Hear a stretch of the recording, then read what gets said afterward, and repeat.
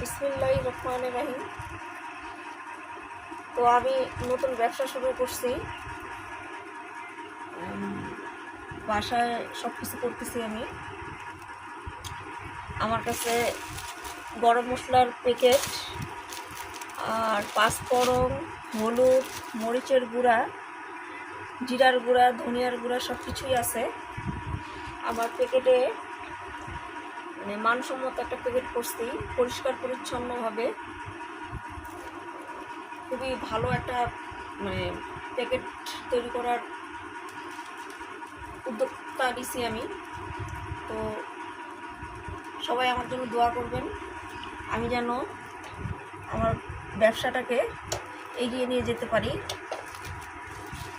তো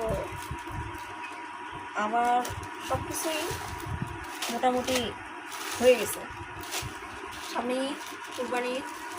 তো আমি ব্যবসাটা যেন এগিয়ে নিয়ে যেতে পারি।